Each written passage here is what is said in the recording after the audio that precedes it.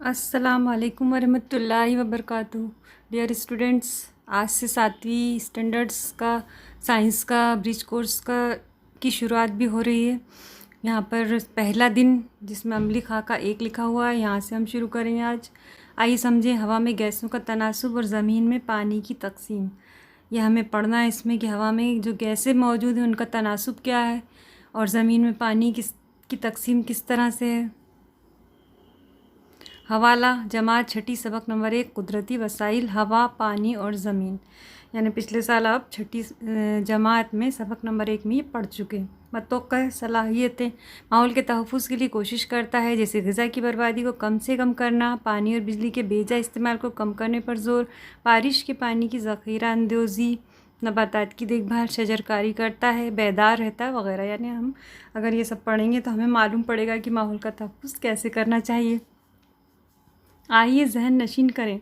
कुर्रे अर्ज़ पर जानदारों के बका और उनकी बुनियादी ज़रूरतें पूरी करने के लिए हवा, पानी और ज़मीन जैसे अज्जा अहम हैं। यानी ये कुदरती वसाइल हैं जो हमें कुदरत ने दिए हुए हैं, जो बहुत ज़रूरी हैं। ज़मीन, पानी और हवा को बिलतरतीब हिजरी कुर्रा, आबी कुर्रा और फ़िज़ाई कुर्रा कहते हैं। तो जो पानी वाला है जगह होती ज़मीन पे उसे आबी कुर्रा, जो ज़मीन है मिट्टी वाली उसको हिजरी कुर्रा और हवा वाले हिस्से को फ़िज़ाई कुर्रा कहते हैं। हवा के अज्जा कुर्रा अर्ज़ के अतराफ़ पाए जाने वाले फ़िज़ाई कुर्रे की हवा में नाइट्रोजन, ऑक्सीजन, कार्बन डाइऑक्साइड 6 गैर आमिल गैसें, नाइट्रोजन डाइऑक्साइड, सल्फ़र डाइऑक्साइड, आबी बुखारात, गर्द के ज़र्रात वगैरह शामिल होते हैं। यानी इसमें ये सब गैसेस हैं और पानी की भाप है और धूल वगैरह के ज़र्रात हैं। कुर्रे अव्वल में कुल हवा की तकरीबन 80% हवा होती है, जबकि कुर्रे मुतग़य्यरा में ये तनासुब 19% होता है। यानी जैसे जैसे हम ऊपर जाते हैं तो हवा में गैसेस का तनासुब जो है वो घट जाता है, हल्की हो जाती है हवा। यहाँ पर एक तरसीम दी हुई है। तरसीम में आपको नज़र आ रहा है कि हवा में मुख्तलिफ़ अज्जा का तनासुब कितना है। कार्बन डाइऑक्साइड 3%, सबसे ज़्यादा है नाइट्रोजन जो कि 78% है, ऑक्सीजन 21%, आर्गन 0.9% और दूसरी गैसें 0.7% और दीगर अज्जा इसमें है। इस तरह से हम देखते हैं कि सबसे ज़्यादा नाइट्रोजन, फिर ऑक्सीजन और उसके बाद आर्गन, कार्बन डाइऑक्साइड वगैरह गैसेस हवा में मौजूद हैं। इसे हमेशा जहन नशीन रखें। हवा में मुख्तलिफ़ गैसों और दूसरे अज्जा के तवाज़ुन की वजह से कुर्रे अर्ज़ पर जानदारों का वजूद कायम है। यानी जो तनासुब है, इसी तनासुब में अगर रहेंगी तभी जानदार ज़िंदा रहेंगे।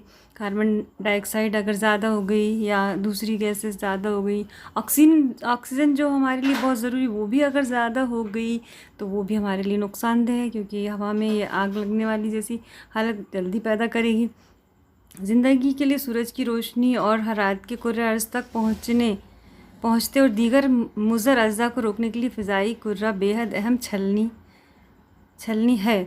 यानी जो हवाई फ़िज़ाई कुर्रा है, जो हवा है या आसमान जो है वो हमारे लिए एक छत का काम करती है, इस तरह से छतरी का काम करती है। जैसे वो अच्छे जो अज्जा हैं वो तो आने देती हैं, लेकिन जो मुज़र अज्जा हैं, वो जो शुआएँ हैं जो मुज़र होती हैं, जो हमारे लिए अच्छी नहीं होती, उनको नहीं आने देती। गर्द, बादल, बर्फ़ और बारिश वगैरह कुर्रे हवा की वजह से वजूद में आते हैं। हवा में पाई जाने वाली गैसों के कुछ इस्तेमाल। यहाँ कुछ गैसेस जिनको हमने अभी देखा कि उनका तनासुब क्या होता है, उनके इस्तेमाल यहाँ बताए गए हैं। आर्गन बिजली के बल्ब में इस्तेमाल की जाती है। हीलियम कम दर्जा हरारत करने और बग़ैर पंखों के इंजन से चलने वाले जहाज़ों में इस्तेमाल होती है। नियॉन इश्तहारों और रास्तों की लाइट के लिए इस्तेमाल करते हैं। क्रिप्टॉन फ्लोसेंट पाइप में इस्तेमाल की जाती है, जो कलरफुल रोशनी, चमकती हुई रोशनी नज़र आती है हमें ट्यूब्स में, उनमें। जीनान फ्लश फोटोग्राफी में उसका इस्तेमाल होता है। नाइट्रोजन जानदारों को ज़रूरी प्रोटीन की दस्तयाबी में मददगार है। अमोनिया की तैयारी और ग़िज़ाई अशिया को हवाबंद करने के लिए इस्तेमाल होती है। ऑक्सीजन जानदारों में अमले तनफ़ुस के लिए बहुत ज़रूरी है। एहतराक यानी जलने के अमल में इस्तेमाल होती है। कार्बन डाइऑक्साइड नबातात से ग़िज़ा तैयार करने के लिए इस्तेमाल करते हैं। यानी जो नबातात होते हैं वो सूरज की रोशनी में कार्बन डाइऑक्साइड से ग़िज़ा तैयार होती है। आग फरोश, आग बुझाने वाले आले में भी कार्बन डाइऑक्साइड का इस्तेमाल होता है। यहाँ एक और तरसीम दी है। इस तरसीम में ज़मीन पर पानी की तकसीम बताई गई है। जो नीले रंग का समुंदर बह रहा है, आज़म दिख रहा है, ये इतना पानी ज़मीन पे है। पीने के लिए दस्तयाब पानी आप देख रहे हैं ग्रीन कलर की एक छोटी सी जो अज्जा जहाँ नज़र आ रहे हैं, बहुत ही कम हमारी ज़मीन पे पानी जो है पीने का दस्तयाब है। बर्फ़ की हालत और ज़ेर ज़मीन पानी और दीगर पानी जो है वो रेड कलर में आपको नज़र आ रहा है, जो थोड़ा सा इससे ज़्यादा है। तो सबसे ज़्यादा तो नमकीन पानी जो समुंदर का है वो है।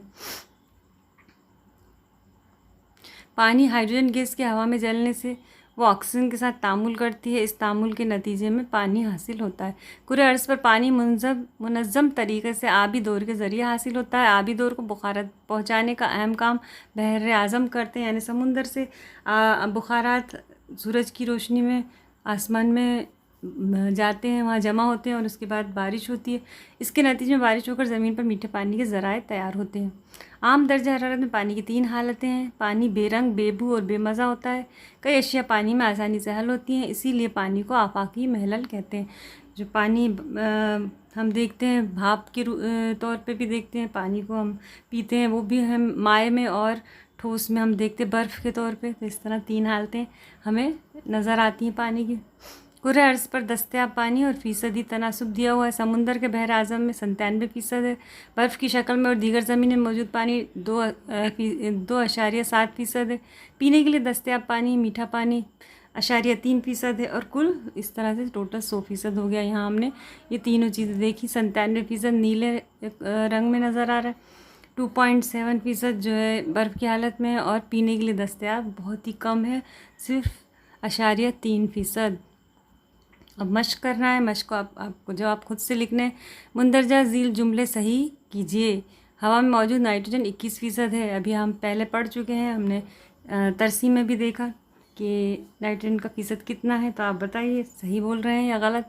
इसके बाद हाइड्रोजन गैस के हवा में जलने से वो कार्बन डाइऑक्साइड के साथ तामुल करती है। ये भी आप पहले पढ़ चुके हैं कि हाइड्रोजन गैस हवा में किसके साथ जल के तामुल करती है। अभी दूसरा है क्वेश्चन के अल्फाज का इस्तेमाल करके जुमले मुकम्मल कीजिए। ये भी हम जो गैसेस हैं उनके बारे में पढ़ चुके हैं, किस किस के इस्तेमाल में आती है। तो फ्लैश फोटोग्राफी में कौन सी गैस का इस्तेमाल होता है ये हमने देखा था। यहाँ पर 3 गैसें ज़ीनान, ऑक्सीजन, आर्गन, इसमें से कौन सी गैस है आप जवाब लिखिए। बर्क़ की बल्ब में भी बाकी की 2 बची, उनमें से देखिए। फिर जानदारों को अम्ल तनफ़ुस के लिए कौन सी गैस, यानी जब हम सांस लेते हैं तो कौन सी गैस हम अपने जिस्म में नाक के ज़रिए अंदर दाखिल करते हैं फेफड़ों में, उस गैस का नाम लिखना है। तीसरा सवाल है आपके इल्म के मुताबिक पानी के मुख्तलिफ इस्तेमाल बताइए। तो ये तो बहुत आसान है, आप सबको मालूम है, घर में भी हम पानी इस्तेमाल करते हैं। तो पानी कहाँ कहाँ इस्तेमाल होता है वो इस 2 लाइनों में लिखना है।